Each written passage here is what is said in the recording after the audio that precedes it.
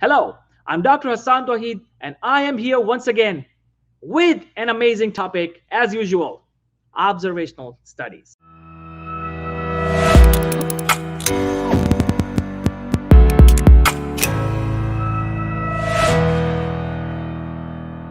What are observational studies? This is one of those questions that bothers many scientists, many new students who just want to learn about research. But when they hear these terminologies, observational studies, clinical trials, they are scared of these terminologies. But after this video, you will not be scared of this terminology anymore because I will do my best to make sure I make things easier for you. So, what are observational studies? Let's begin. In order to understand observational studies, we need to understand that in research world, we have different kinds of studies. For example, when animals are involved, we call them animal studies, right? When test tube is involved, we call them in vitro test tube research. When we study one person, we call that case study. When we have one group, we call that a case series. Then comes the observational studies. But observational studies are further of three types. They are not just one kind of study. There are three different subtypes of observational studies. And as the name suggests, in observational studies, we just observe. The scientist will just observe. The scientist will not intervene, will not give anything to the participant or patient or a subject. The scientist will not manipulate the environment. The scientist has to just observe the population and take the report, take the information, and then report it and then publish it. This is what an observational study is. And in all three kinds of observational studies, we do the same thing, but in a different way. And we'll talk about that in this video. Now, observational studies are different from clinical trials. Clinical trials are also known as interventional studies or experiments. In clinical trials, the scientist gives a medication to the patients or gives an intervention to the patients or participants. This intervention doesn't have to be a medication. It can be anything. So whenever the participants are given something by the scientist, that means the scientist is manipulating the environment or is giving something to the patient or is asking the patients or the participants to do something and observing the effects of that command.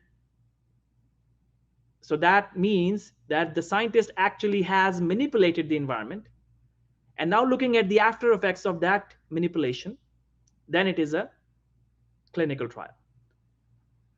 In clinical trial, what can they give?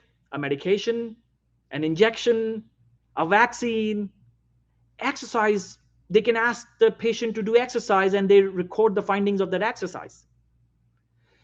Now, in the observational studies, the scientist does not ask the patients to do exercise. The scientist will already just select those people who are, for example, doing exercises, and he will just observe them. That's the difference. You see, you understand the difference? That in observational studies, the scientist will just observe, but in clinical trials, the scientist will intervene and manipulate the environment.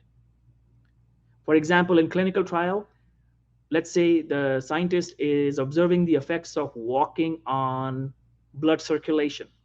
So he will ask the patients to walk. Once they walk, then he will record the findings of the blood circulation. But in the observational study, the scientist will not ask the population or the patients to walk. He will just observe people who are already walking. I hope this makes sense and you understand the concept. We will definitely go deeper in other videos, and I make sure that I explain it in more detail in other videos. But now let's stick with observational studies. So what are observational studies? In order to understand what observational studies are, we need to understand a concept. And what is that concept? Let me give you an example. If you have watched the video or a movie called Back to the Future, it's a famous Hollywood movie by Steven Spielberg. It came in 1985, I guess, and this was a very famous movie. and the hero, the main character, was Michael J. Fox, very, very famous actor.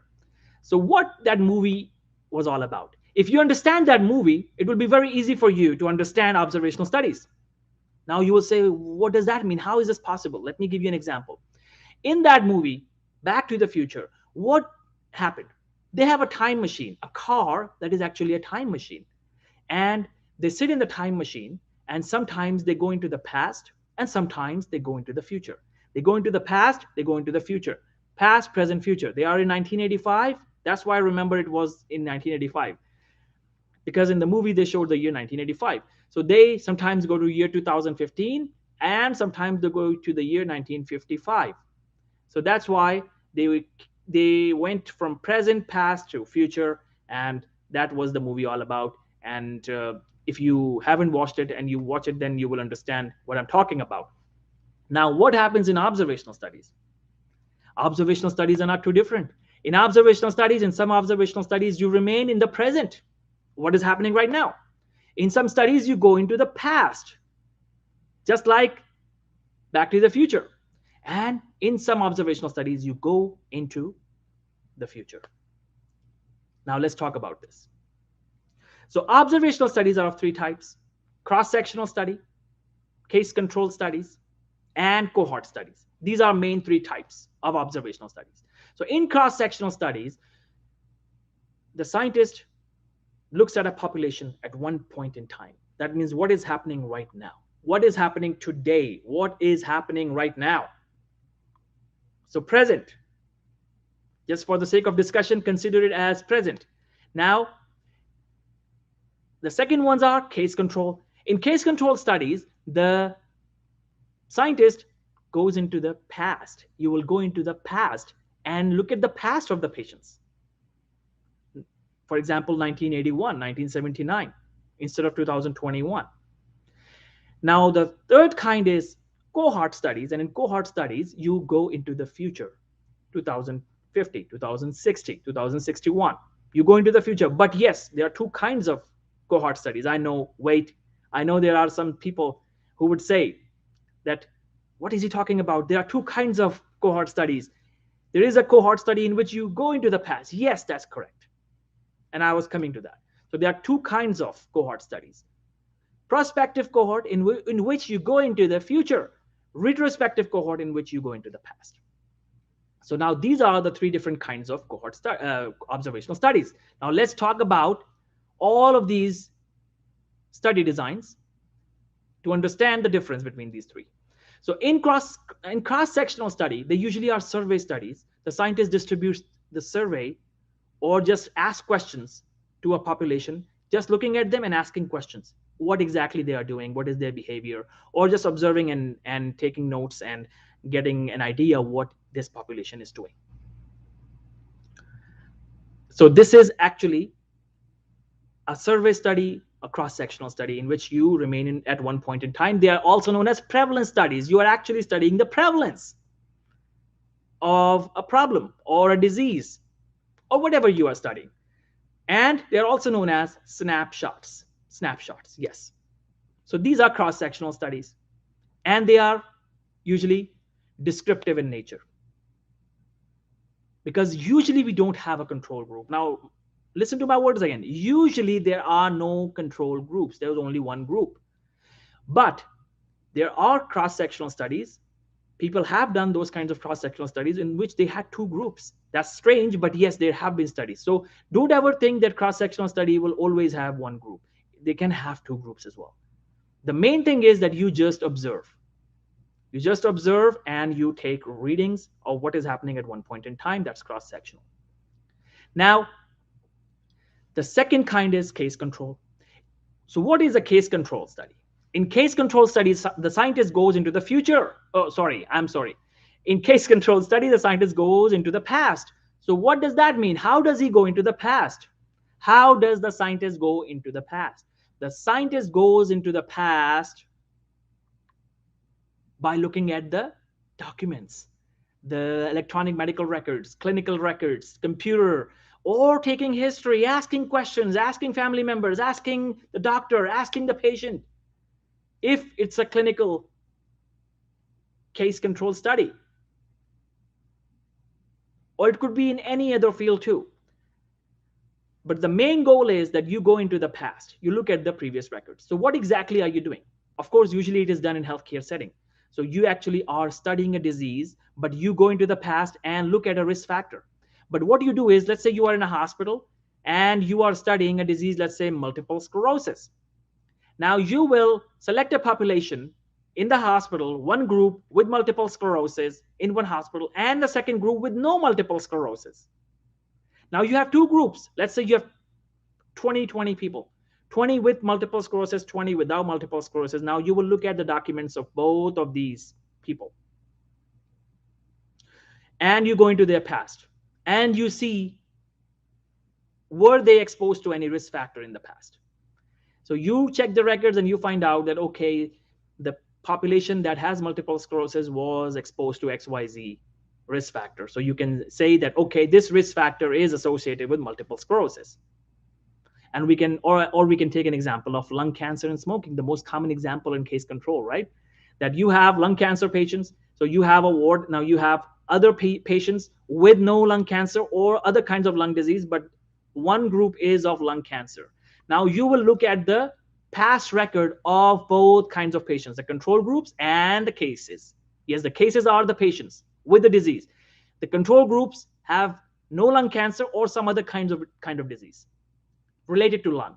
So now you will look at the records and you will find out how many of them were smokers. And you find out that, okay, majority of the patients with lung cancer, 15 out of 20 actually smoked. So and the remaining only 2 smoked. So you can say it is clear that smoking could be a risk factor for lung cancer.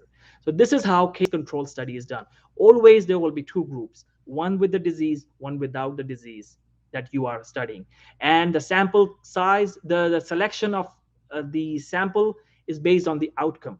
The population is selected is based on the outcome. That means you already know the disease that you are studying. You already know the disease that you are studying. This is the key point. And I'll explain why. But when we talk about cohort study, then we'll talk about this. Now let's move to the cohort studies. Now, as I said before, cohort studies are of 2 types. Now, cohort studies are actually the harm studies, in which you study the risk factor. In case control, you actually were focused on the disease, but here you study the risk factor. So what is a cohort study? First of all, we need to understand what is a cohort. Cohort is a big group of people with similar characteristics. For example, people living in one locality, people living in one town, one country with similar characteristics, and they are exposed to a similar risk factor. For example, people living in Japan where there was a nuclear explosion in World War II. So now you have taken the population in Hiroshima, Japan, where the nuclear bomb was exploded. Now you will study, what you will do is you will look at this population and you will go into their future. And we're talking about the most common kind of cohort study, the prospective cohort, right? The most famous one amongst the new scientists. Cohort study, the prospective. So what you will do is you will look at this population next year, 5 years down the line, 10 years down the line, 15 years down the line. So cohort studies can be very, very long. There are some cohort studies that are still going on. Framingham study started in 1948 and it still is going on. So many other studies.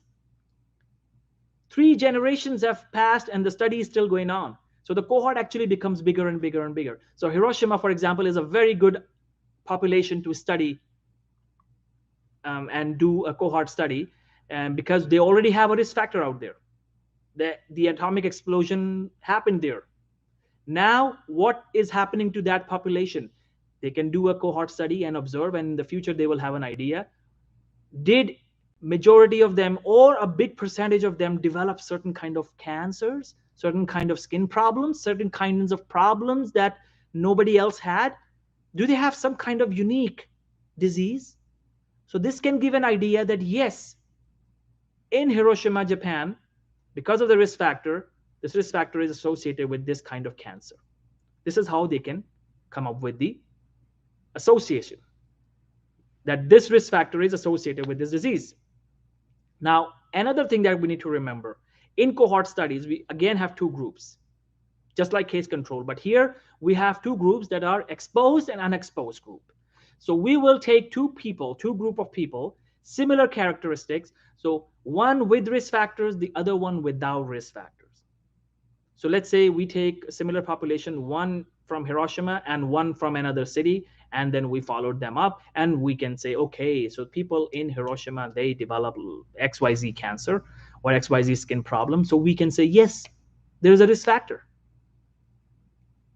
Or let's change an example. Let's say there is a locality in which there is poisonous water. So we divide that population into two groups, exposed versus unexposed. Exposed are those who drink water from that lake, the poisonous lake, and those who don't drink water from that poisonous lake. Now we observe them next year, 5 years down the line, 10 years down the line, and we can find out if there is any disease that was developed in those people who were drinking that water. So this is a cohort study. You're just observing. You are not intervening. You are doing a risk factor study. So you are studying a risk factor. And now let's talk about the other kind of cohort study, the most challenging one for many students. And that is the retrospective study, in which you go into the past, So what is a retrospective cohort study? So retrospective cohort study is the same thing, just go from backwards to the beginning of the same prospective cohort. Let's say the study has already happened, and now you start the study again, and the disease has already happened. When you are starting the study, the disease has already happened in the retrospective cohort. In prospective, you started when there was no disease. When there was no disease, you started that cohort study and you followed them up, and the disease were developed in front of you, in front of your presence and in front of your eyes. You saw the disease develop. But in retrospective cohort, the disease has already developed. You are starting it later when the cohort study is already been done, for example. So now you will go into their past and you check the records, and you will see what kind of risk factor they were exposed to. So the risk factor has already been done and the disease has already been done, but you still don't know the disease.